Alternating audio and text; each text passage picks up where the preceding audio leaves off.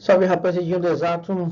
Então a gente vai dar sequência ao nosso conteúdo de história geral na parte pós-Idade Média. E eu vou iniciar com vocês, então, o período que corresponde ao que chama de Idade Moderna, né? Então a gente vai trabalhar essa transição de Idade Média para a Idade Moderna, né? Lembrando que essa ruptura que ocorre não significa que, né, as características do que até então era a Idade Média deixaram de existir, né? E a gente vai perceber que muito pelo contrário, né? Que muitas das suas estruturas sociais ainda vão permanecer, né? E algumas diferenças, né, ou seja, que caracterizam essa Idade Moderna serão bem marcantes, e é aí que são as dicas do vestibular para vocês, ok?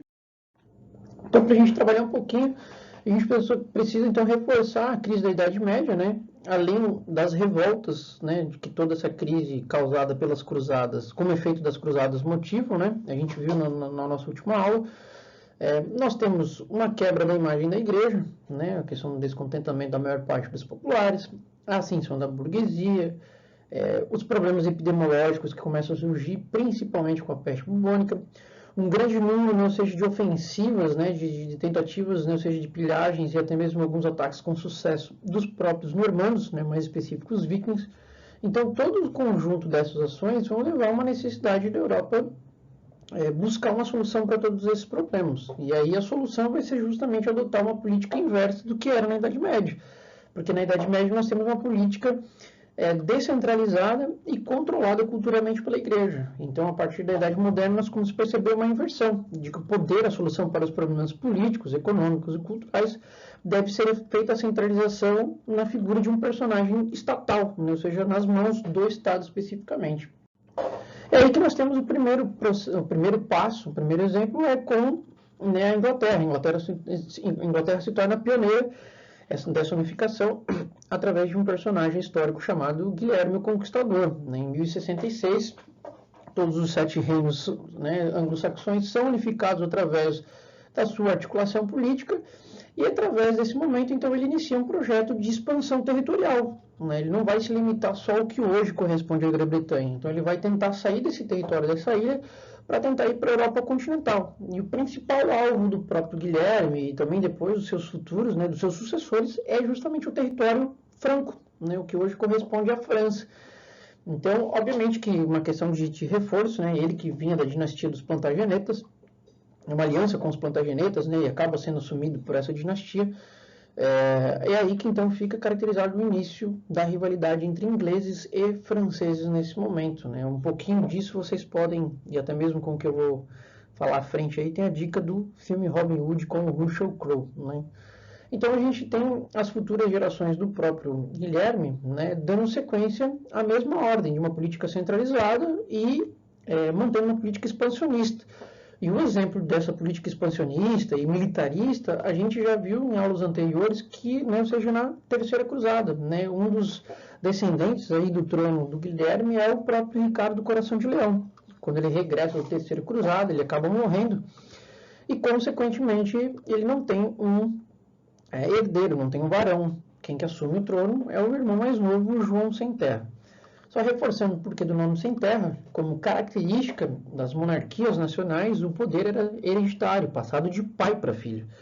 Só que o que acaba acontecendo? Quando o Ricardo do Coração de Leão acaba falecendo e não tem herdeiro, né, não tem sucessor, passa para o irmão mais novo. E pela lei de primogenitura, todo o suporte estatal deveria ficar com o filho mais velho, não para o filho mais novo. Por isso que o João é chamado de João Sem Terra.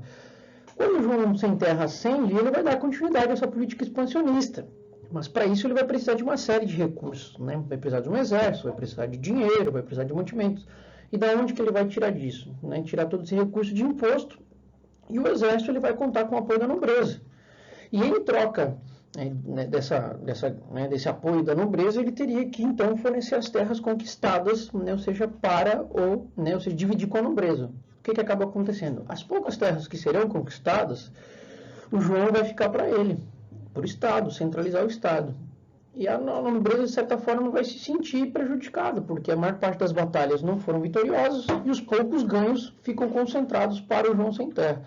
E aí que então, em 1215, as principais casas de nobres dentro da Inglaterra se reúnem, escrevem, redigem o que é chamado a Magna Carta, impondo que elas só vão sustentar esse Estado controlado pelo João Sem Terra se ele abrisse espaço político, né, para as decisões políticas, econômicas e até mesmo culturais.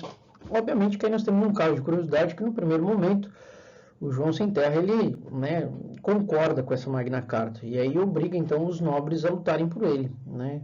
Só que depois, posteriormente, ele vai lá e acaba, consequentemente, tentando anular essa carta.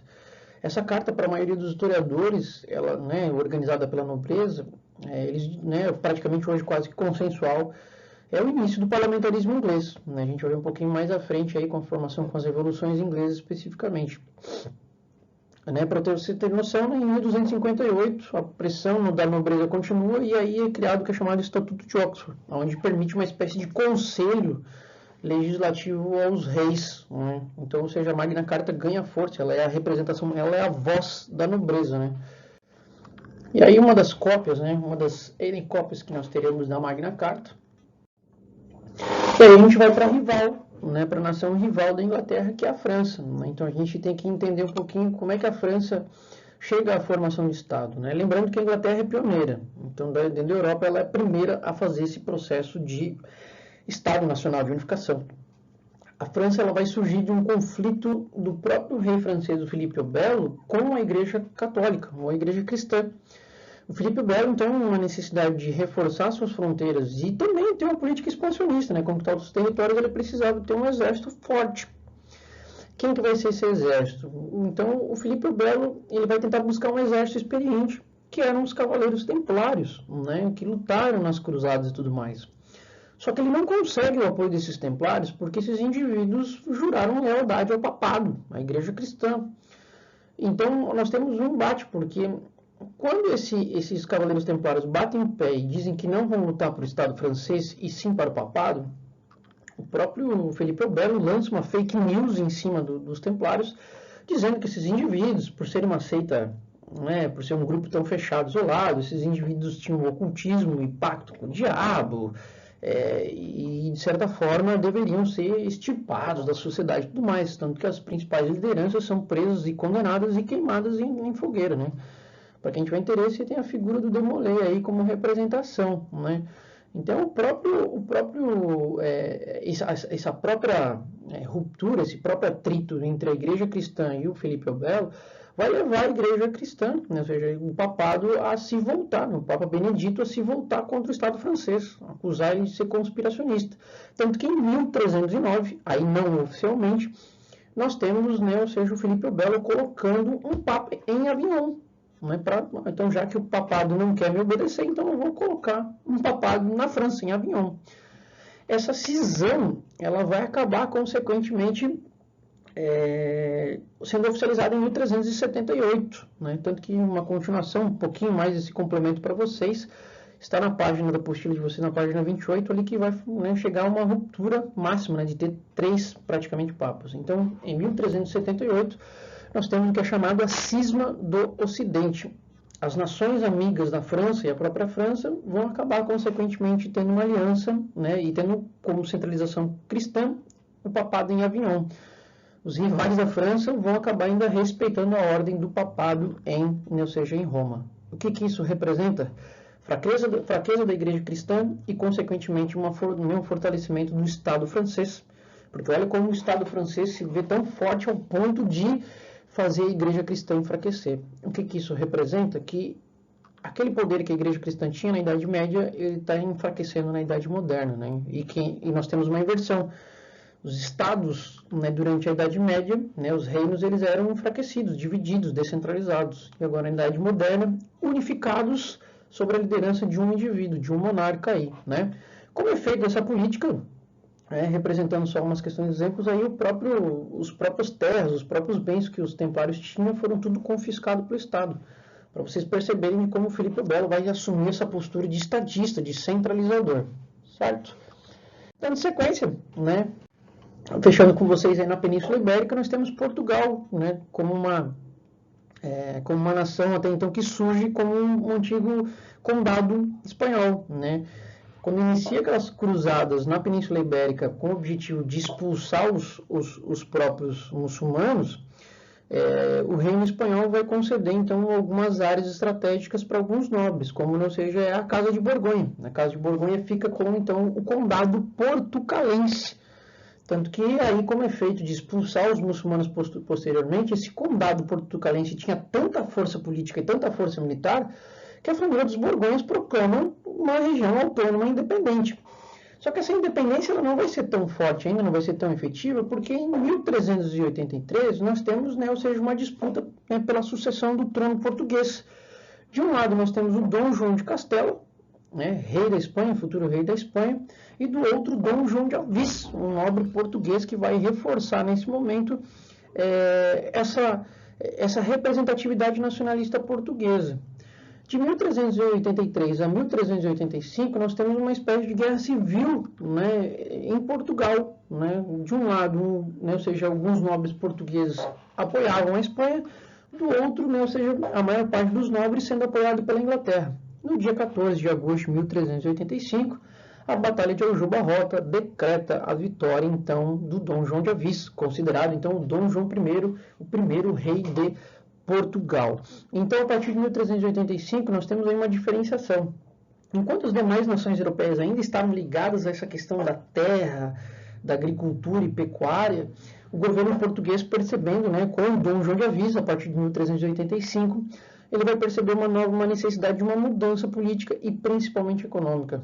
Enquanto as grandes nações europeias estão focadas ainda com a terra, com a produção, ele vai incentivar, então, as grandes navegações. Portugal se torna, com Dom João de Alvis, a primeira nação europeia a se lançar além mar. Tanto que é por isso que alguns historiadores, e pode cair no vestibular para vocês, o que é chamado a Revolução de Alvis, porque até então, dentro da Europa, por causa da cristandade, a burguesia era constantemente perseguida. E com o Dom João de Alvis, lá em Portugal, essa burguesia vai ganhar espaço econômico, tá?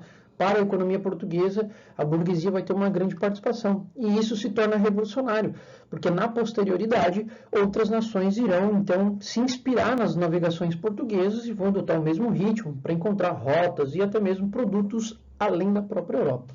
Certo? Vou passar aqui para mostrar só alguns mapas para vocês da expansão portuguesa e aí a gente vai fechar a nossa aula de hoje, ok? Aí só para mostrar para vocês que toda essa parte ao norte é nos reinos, ou seja, principalmente o reino de Castela aqui, era um reino centralizado da Espanha, tudo que vocês estão vendo aqui em verde era a área islâmica, e numa questão estratégica, então, para avançar territórios, a coroa portuguesa, a coroa espanhola fornece, então, o que vocês têm aqui, marcadinho de vermelho, espaços a alguns nobres, certo? E aí, então, aqui corresponde ao início do Estado português, certo? Características que nós temos, então, dessa conexão aí e dessa, ou seja, nascente, do que é chamado do Estado português, certo? Fecho com vocês isso aqui. Na próxima aula a gente dá uma sequência com, ou seja, os conflitos, com as guerras, ou seja, entre os estados, porque quando nascem os estados nacionais, consequentemente essa rivalidade territorial entre França, Inglaterra, Portugal e Espanha, ela está muito, ou seja, próxima às guerras e que não vai tardar para que aconteça. Vídeo que nós temos aí da guerra, ou seja, dos 100 anos como o maior exemplo disso, certo? Na próxima aula a gente dá sequência, peço perdão pela minha voz aí, estou um pouquinho rouco, mas qualquer dúvida, mandem mensagens aí no Unimestre que a gente está à disposição de vocês. No mais, é isso aí, um beijão e até a próxima aula.